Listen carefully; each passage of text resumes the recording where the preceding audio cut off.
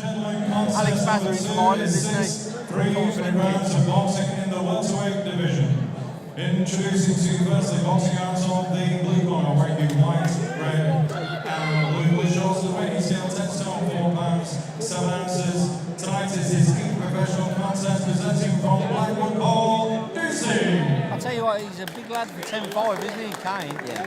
And once again, boxing out of the red corner, wearing the gold canvas coloured shorts. And weighing scale 10 stone, 5 pounds, 10 ounces. From 5 contests, he had 5 wins. 2 of those wins going by way of knockouts.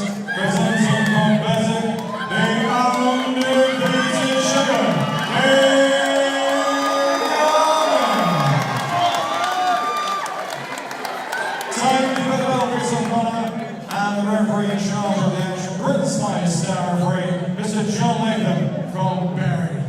6 3-minute rounds.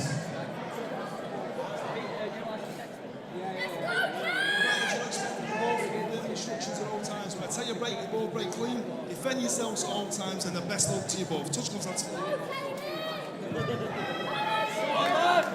Here we go then, and I said it while he was making his ring walk. He looks in fantastic shape yet again, Kane, doesn't he? He's a big lad for the weight. And he doesn't struggle with it either, that's the big thing. No, he looks comfortable. He's weighing it on the day as well. Yeah. He's a good size for that. Seconds out, round 1. And Ducie was stopped for the first time in his last fight. He was stopped in 2 rounds against Ryan Charlton. I was at it at the York Hall, but he actually wobbled Charlton and went on the attack and walked onto one when he got stopped. He was actually a really good fight, even though he got stopped. So he might be a bit more cautious in this one then, John, do you think? Maybe, but he's a bit of a mad kid, Paul. He likes to have a scrap.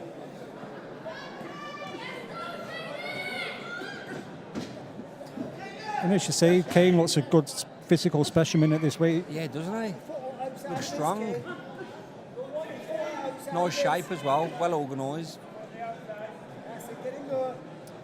I remember talking to the former pro Jeff Thomas a few years ago, John, where he said you can pretty much size someone up and tell by looking at them whether they're going to have any ability or not, and it's all about balance and how they look. Yeah, the shape of when they come out and when they throw a shot, where the shape ends up, and his shape's good. See, his balance is right centre, and he's not leaving it over or anything. Is that a natural thing, or is it something that you teach them in the gym when they first walk in? Some kids are very naturally balanced, but yeah, you can teach shape to anyone, and it's about keeping it and having the discipline to keep it. And then you get the odd freak of nature like Nassim Hamed, who looks like he could punch from any and all angles. Yeah, there's everything wrong and there's everything right at the same time. It's been a really nice start this from Kane. He's picking his shots nicely, not rushing anything.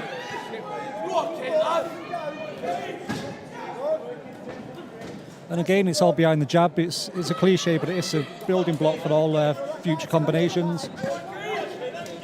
Nice left up inside as well. He's finding his range very fast. And because Paul likes to fight, this could be a really hard night for him. Yeah, it seems to be a pattern of Kane's fight that. He seems to ease into fights very easily behind that jab. He finds his range straight away and the shots got good balance. flow. Oh, he's turned safer as well. Enjoying himself. And when you get an aggressive fighter like that, John, who's just naturally aggressive, can it sometimes be counterproductive if they throw too many shots or expose themselves too much? It's all about learning, you know. People are what they are, and you make their style work for them. But he's not doing anything wrong, you know. And in Paul Ducie, he's got someone who's come to have a fight, so he'll look at his best. But he's found his range quickly.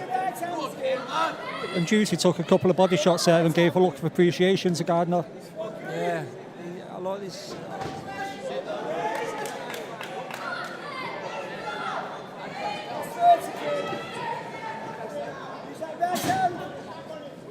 Yeah, he's looking a bit frustrated, isn't he, Ducie, with the way things have gone this first round? He can't seem to get past that jab of Kane's. Every time he throws it, seems to be finding the target. When he gets there, he's struggled to land as well.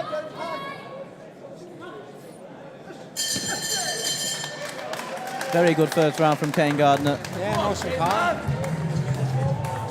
And there's a lot of people buzzing around this way, especially from the VIP stable up north, and Kane's one of those guys leading the pack, and you can see why. He looks like an exceptional talent, doesn't he? Steve can do his own super series.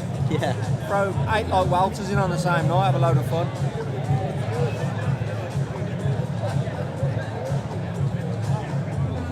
You'd have to say Danny Wright's up there as well. Out of the VIP stable, it's probably these two that have got the most people talking.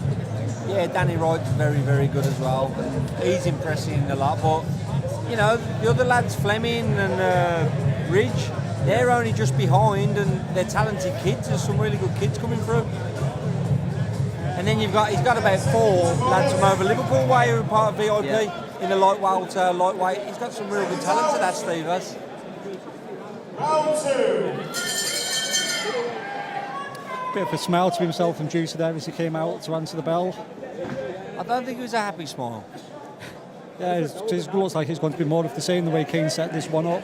If Kane ups the gears here, it's going to be very hard work. The trouble is as well, as you see there, Paul will respond by trying to throw his own bombs, and he could, against a well-schooled kid, he could walk into something.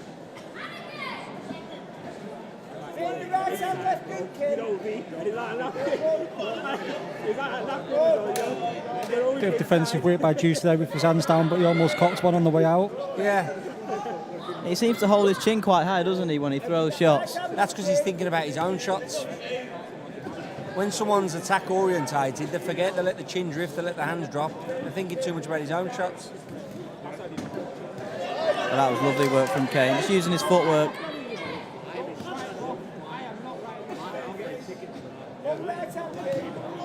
Ducie's had a little bit more success this round. Yeah, I should say it's like he's warmed to the task a little bit more, and he couldn't have done any worse than he did in the first round. Yeah, I think he's realised that he's got a good kid. Oh, that was a nice shot. And then he comes straight back. That's what I'm on about with Paul. Trouble is when he's letting his hands go like this, he can leave himself really open. And he looks like one of those fighters with the hands down style and the way his head moves. That every shot looks bigger than it is, and he took a big right hand there as we speak. He felt that. Yeah, and the referee's having a look at this one. Just Kane's starting to land a lot of shots here.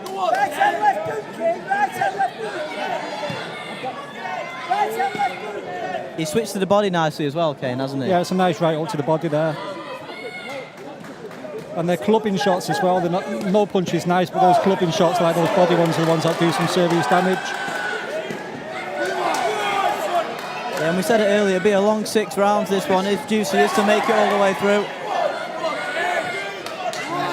No, he's in trouble there. Yeah, and Kane's one clean combination away. And the trouble is, he'll try and fire back. When hurt, he will fire back, Paul will. Yeah, like you said, Ducie's fighting fire with fire. He'd never make it in the fire force, but he's just got to do what he's got to do to try and keep Kane off him. Yeah, lovely body shots as well from Kane, just mixing it up. There might even be an argument here for Ducie's corner to get him out at the end of the round. Yeah, as you say, it's been a dominant round and he's taken some serious If it was body a shots. 4-rounder, maybe, but he's still got 4 rounds of this to go. And Kane don't look like he's tiring, that's the problem. That's one thing about Kane, he's got an engine and he can keep this pace up, which if you're in Paul Ducie's corner is a worry. I love it, left up to the body landed.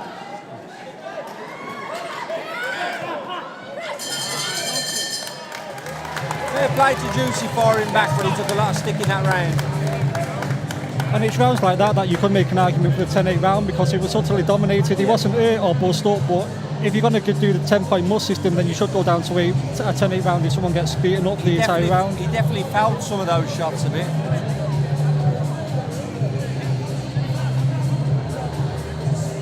You can see Kane in the corner, he's hardly breathing as well. Hasn't taken anything out of him throwing.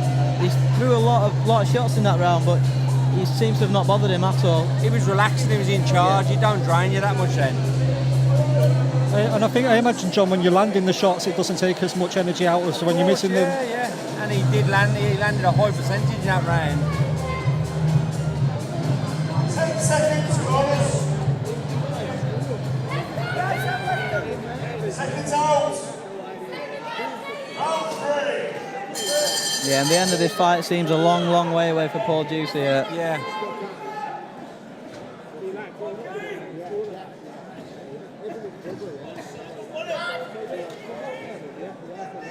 I like how Kane doesn't rush his work either, though. Even though he had that success in the last round, he's just got back behind that jab. Yeah, it's that patience of knowing that you've got a couple of rounds that you can work through. Well, that's why he's concentrating on the body shots, because he's got more rounds.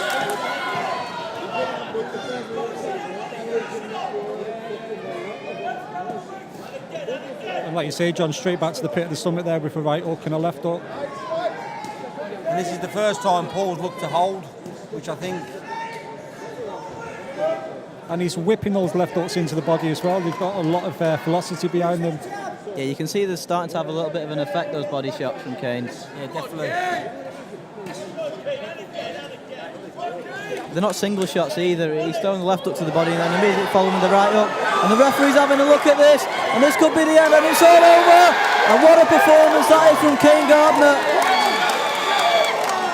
And John, you were right. Paul Ducie was just firing back then and it was the wrong thing to do. Yeah. He was a good kid. You got to tuck up, you got to hold, but he was trying to have a fight. And what a performance that is from Kane Gardner. A big statement.